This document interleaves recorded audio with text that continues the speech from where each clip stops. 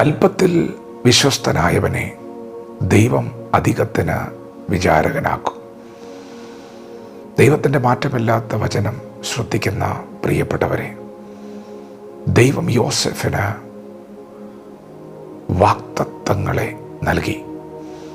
വിലയേറിയ വാഗ്ദത്തമാണ് യോസേഫിന് ദൈവം നൽകിയത്. നമ്മുടെ ദൈവം നമ്മുടെ നാളുകളെ കാണുന്നവനാണ്.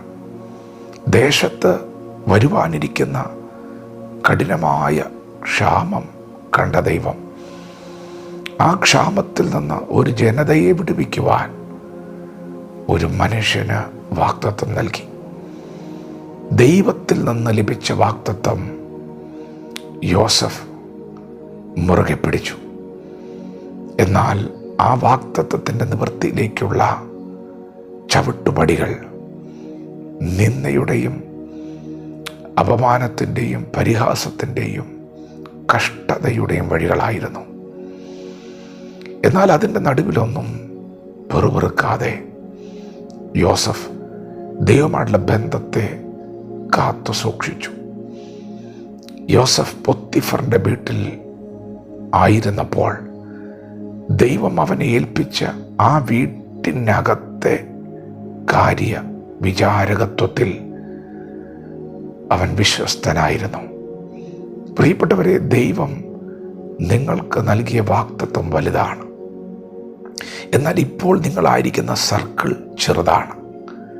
ഒരു കുടുംബത്തിൽ ഒരു ചെറിയ ഗ്രൂപ്പിനെ നയിക്കുവാൻ, അല്ലെങ്കിൽ അവരുടെ ഇടയിൽ ഒരു ചെറിയ ഉത്തരവാദിത്വം എന്ന വണ്ണം ലോകത്തിന് തോന്നത്തക്ക വണ്ണമുള്ള വളരെ ചെറുത് ദൈവം നിങ്ങളുടെ കയ്യിൽ ഏൽപ്പിച്ചിട്ടുണ്ട്. എന്നാൽ ഇന്ന് പകൽ നിങ്ങളെ ദൈവം ആക്കി വച്ചിരിക്കുന്ന സർക്കിളിൽ ആ അല്പത്തിൽ നിങ്ങൾ വിശ്വസ്തരായാൽ ദൈവം നിങ്ങളെ അധികത്തിന് വിചാരകരാക്കും. പൊത്തിഫറിൻ്റെ വീട്ടിൽ തൻ്റെ യജമാനൻ തന്നെ ഭരമേൽപ്പിച്ചതിലെല്ലാം യോസഫ് വിശ്വസ്തനായിരുന്നു. അവിടെ നിന്നും യോസഫിന് പ്രൊമോഷനൊന്നുമല്ല ലഭിച്ചത്. പിന്നെ യോസഫ് തള്ളപ്പെട്ടത് കാരാഗ്രഹത്തിലേക്കാണ്. ആ കാരാഗ്രഹത്തിലും തന്നെ ഭരമേൽപ്പിച്ച ചെറിയ കാര്യത്തിൽ, ആ ചെറിയ സർക്കിളിൽ യോസഫ് വിശ്വസ്തനായിരുന്നു. പ്രിയപ്പെട്ടവരെ, ഇന്ന് നിങ്ങളെ ദൈവം ഏൽപ്പിച്ചിരിക്കുന്നത് ഒരു പക്ഷേ ചെറുതെന്ന് തോന്നിയേക്കാം. നിങ്ങൾ വിശ്വസ്തരായിരിക്കുക. നിങ്ങൾക്ക് ദൈവം നൽകി തന്ന ആ വിലയേറിയ വാഗ്ദത്തത്തിലേക്കുള്ള ചവിട്ടുപടികളാണ് ഇന്നത്തെ ഈ ചെറുതെന്ന് നിങ്ങൾ തിരിച്ചറിയുക. ദൈവം നിങ്ങളെ പണിതുകൊണ്ടിരിക്കുകയാണ്. ദൈവം നിങ്ങളെ രൂപപ്പെടുത്തിക്കൊണ്ടിരിക്കുകയാണ്. ദൈവത്തിന് ഉപയോഗിക്കത്തക്കവണ്ണമുള്ള, തക്ക സമയത്ത് ഉപയോഗിക്കത്തക്കവണ്ണമുള്ള ഒരു മിനുക്കിയ അമ്പാക്കി ദൈവം നിങ്ങളെ പണിയുകയാണ്.